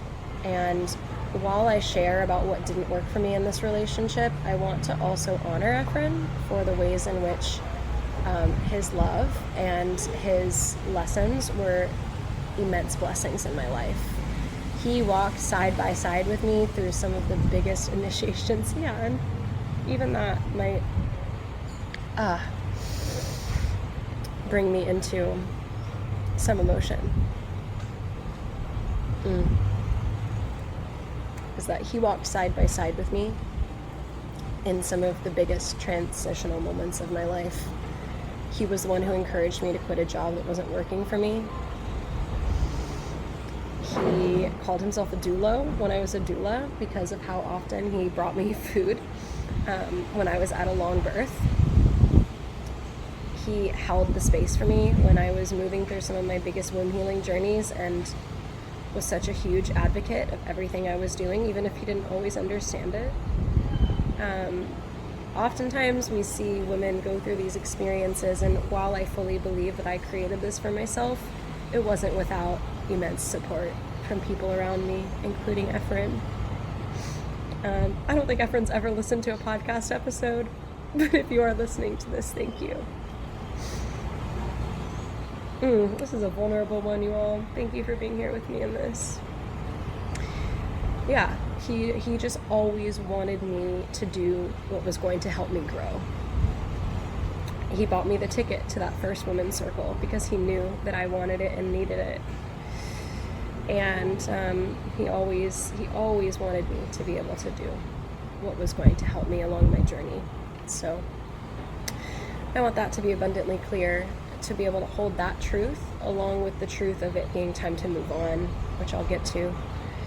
So while I was doing all this work of knowing my cycle, deepening in my cycle, and learning to love my blood and put my blood on my face and let people get triggered by that and let myself get triggered by it sometimes, I also had gone off the thyroid medication again. Efren and I moved to Ojai, which was a town where a lot shifted for me, and a town that I had been giving my blood to, and the town where we got married in California.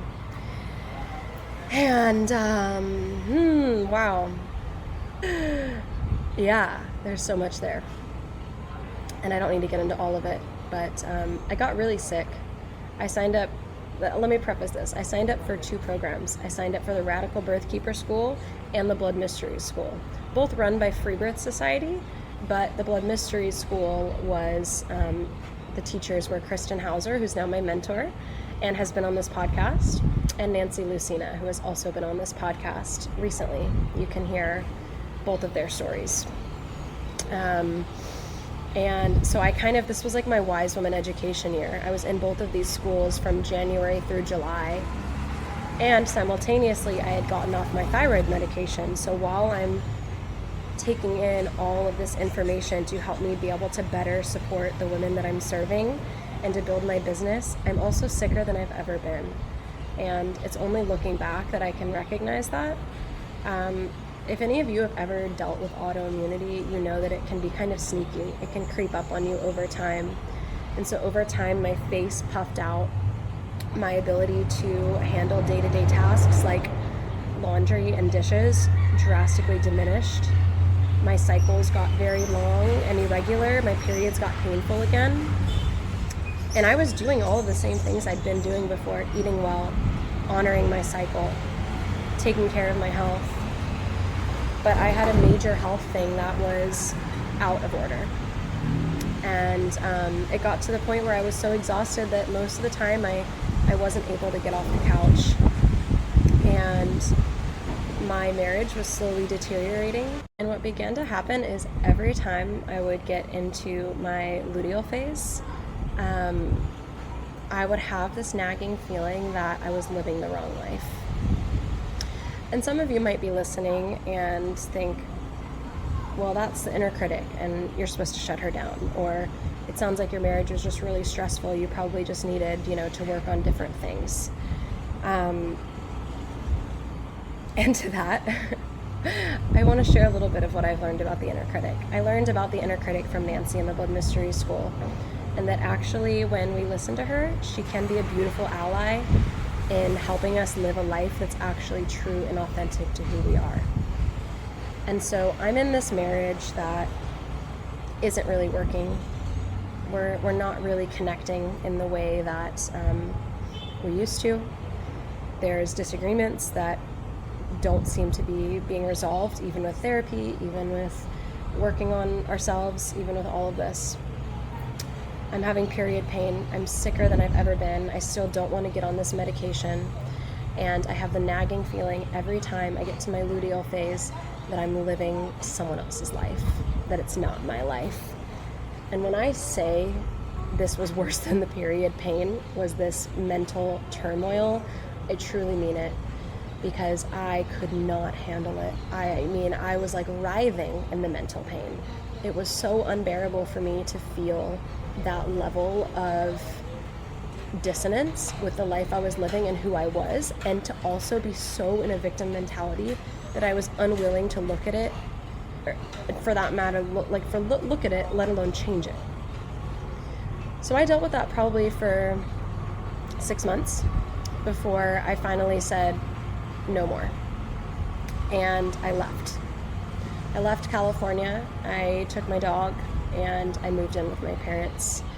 And I will say that, like, yeah, this was August, September 2023. This was the hardest year of my life. First, from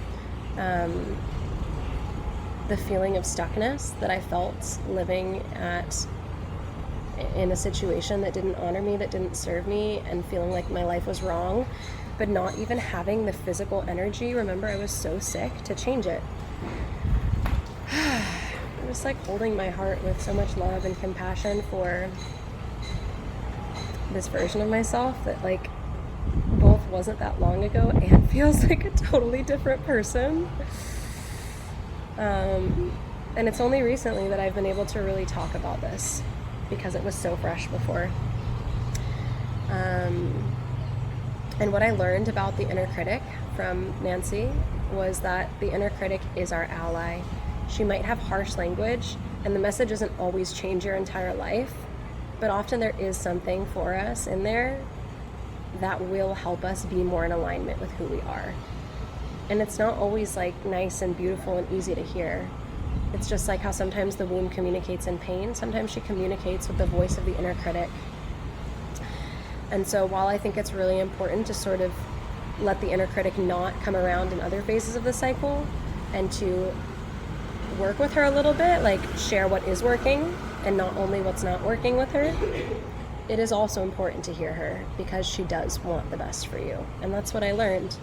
So this time that I was at my parents' was a deep healing portal for 3 months. I actually ended up going back to California and trying to work out things with Efren for another 6 months after that. But for this 3 months, I got back on my thyroid medication. I went crazy with diet, like eating the most nourishing foods. I'm talking organ meats, oysters, beef, and eggs, like all day, every day, fresh fruit.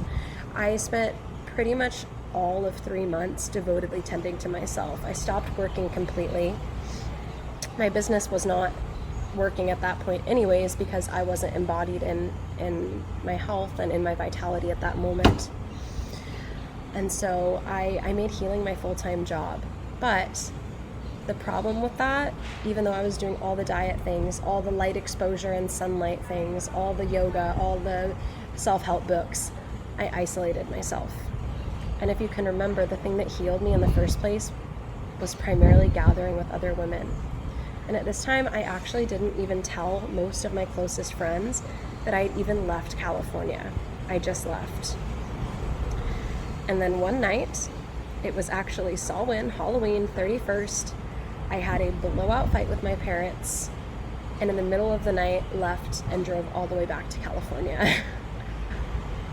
And I don't recommend this, but this was 100% my catalyst moment, where I quite literally was screaming on the ground in their kitchen, because it was so clear that something still needed to change. I still couldn't meet myself. I still wasn't in the place that I needed to be. And it is often these intense moments that are initiations for us into something new. And so I went back to California. Efren and I decided to move out of our house in Ojai and begin traveling and working on farms. Yeah, and I guess what I want to share about this time that we were working on farms together was that that was my rebirth. After my darkest night of the soul, of course, in autumn Samhain season of 2023, I was back with my partner. I was working on farms. I was feeling healthy. I began creating for my business. That's when I began utilizing my cycle as a blueprint for creation and launched client sessions with the guidance of my mentor, Kristen. I launched my herbal shop. I launched my membership. And eventually, when summer hit, I launched this podcast. And I continued with that, launching Your Period Prep Guide and Intentional Maidenhood and the retreat with Laura, the Nourished and Thriving retreat. And that was really the beginning of that, was this journey of spending half of my days working on the land and half of my days building my business. And it was an absolutely magical time where I started feeling freedom. That stuckness I'd felt before was gone. The resentment I had towards Ephraim was gone. And from that place of health, of feeling fulfilled by my business, of devotedly learning about men from reading and studying and talking, and it came to a point where Ephraim and I decided to split up. And yeah, that was a big one. But it came from a place of wholeness rather than a place of fragmented, broken. And to protect Ephraim's privacy, because he's not an online person, I won't share the details of all of that. But we came to the conclusion together after many conversations about, like, how could we make this work? What could we do? What do you need? What do I need? Can we actually give that to each other? We came to a challenging yet quite conscious decision to take our time in separating. And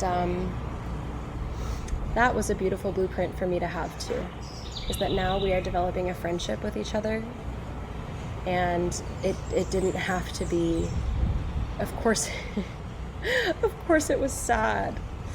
Of course it's hard. Of course there's so much that comes with ending a marriage. It's not an easy feat, and there's so much stigma around it. But I will say, like, what's helped me move through is the knowing that what I said at the beginning of this recording, none of it was wrong. Our love was beautiful and it was true, and we taught each other so many important lessons. None of it is wrong. It's not wrong that we decided to separate.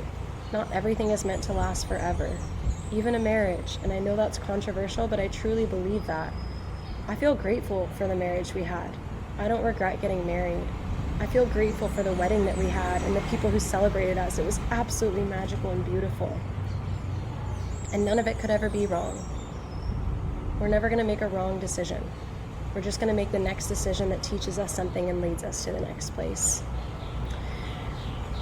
And so this time, when we decided to separate, and I was again thrust into this entirely new realm of existence, led, mind you, by the inner critic, who all along had told me the harsh truths I didn't want to hear, that this isn't the right marriage for you. This isn't the right place to live. You need to change your life. You have a greater purpose.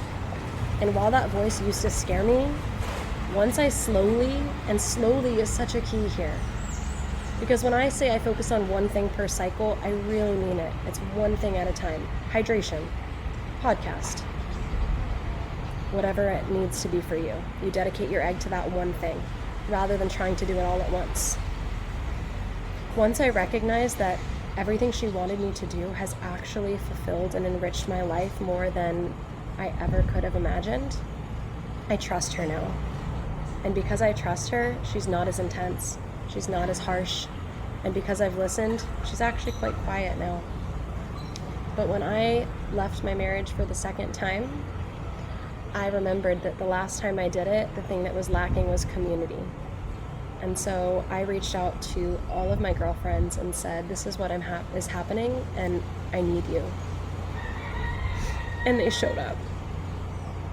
I called Emma and Elaine and Haley in more shambles than I've ever called anyone in my life, and they held me. And it's all because I learned how to ask for help, starting at my first bleed. Not that there needs to be a point, because this is my story, and my story is a point in and of itself. But my womb has guided me to places my mind could never have. I've created everything from my womb. It's guided me to what needs to be released. And once the releasing is done, it's guided me to what is to be created. It's given me a blueprint for how to take care of myself and become what, when people ask me how I feel lately, I say that I'm the healthiest and happiest that I've ever been in my life. And it's true. You know, it's like not everything is perfect. There's hard days. Sometimes I feel lonely. Sometimes I crave community. Sometimes I long for a partner. Sometimes I miss my friends. Sometimes I'm like, what am I doing? But my baseline has calibrated to this level of such deep trust in my womb's voice and my womb's guidance that I don't often have these existential dread feelings in my luteal phase anymore. And that's a really beautiful thing to recognize. So, who am I now? I am a woman devoted to her womb. I'm a woman who gets to support other women in healing their wombs and coming home to their bodies and remembering that they can have a pain-free period and that they can have energy and truly feel well. When I was going through that challenging time in 2023, all I would say to myself over and over again is, I truly want to be well.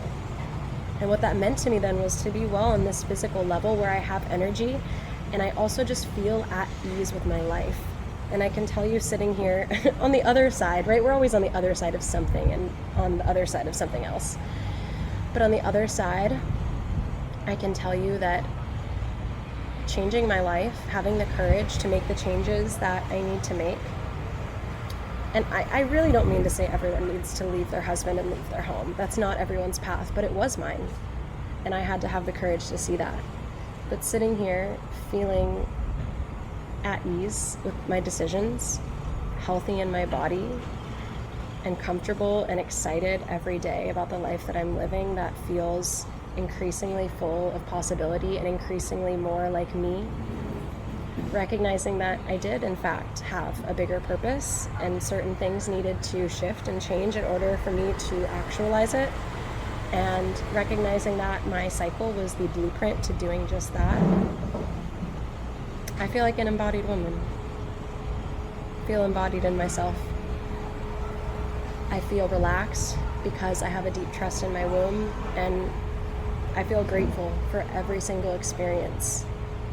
All the challenging ones, all the beautiful ones, all the dull ones, all the exciting ones that have led me to this very moment where I feel safe in my nervous system to share vulnerably my life story with you. Grateful to be able to hold this space, this podcast. Honored to be the host of it. Honored for any of you who listen, who choose to tune into my story. It feels like the greatest blessing of my lifetime thus far. And if there's a piece of womb wisdom that I want to leave you all with, let's tune into her and see. Yeah, it's just to trust her. I've had quite a few situations actually very recently that have initiated me into trusting my womb's voice even deeper since I've been traveling.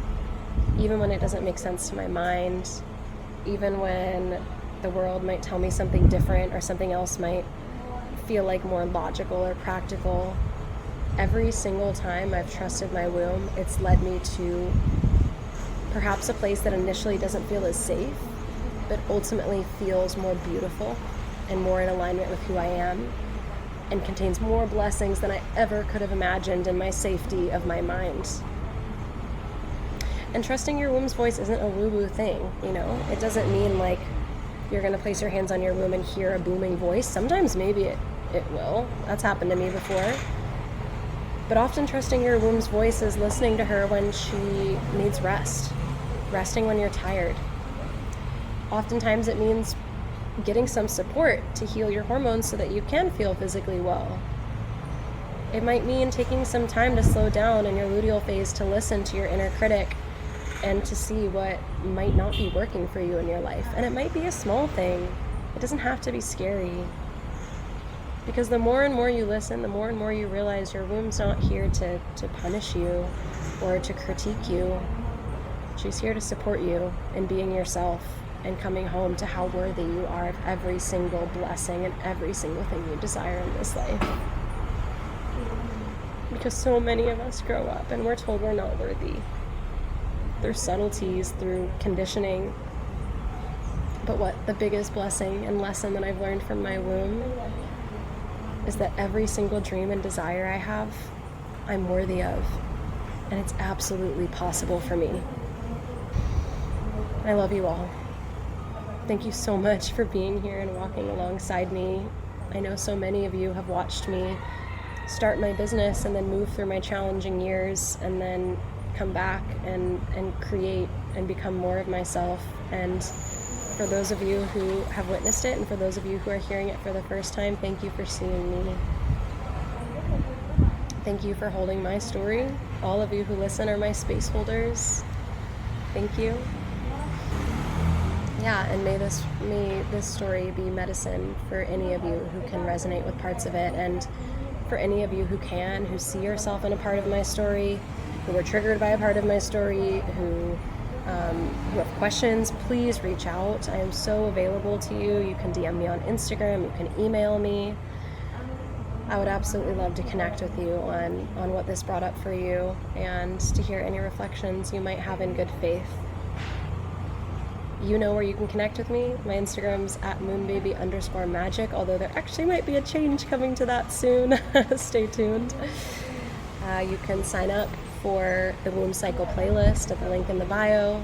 That's going to get you a playlist to connect with each phase of your cycle. You can find, again, the link to Embodied Women and the Nourished and Thriving Retreat if you're interested in going deeper with me. And other than that, I hope you all have such a beautiful day. Thank you for being here. Thank you for tuning into the wisdom of the womb today. It's truly such an honor to bring these stories forward to you, and it would mean so much to me if you'd rate and review this podcast so that it could reach more women. If you're looking for deeper support, you can find the link to join our online community, the Cyclical Living Circle, in the show notes below. There you'll also find the links to book one-on-one virtual sessions, shop the herbal shop, and any group programs that I'm currently offering. Plus, you can follow me on Instagram, and I love to connect with you all there. All right, see you next week.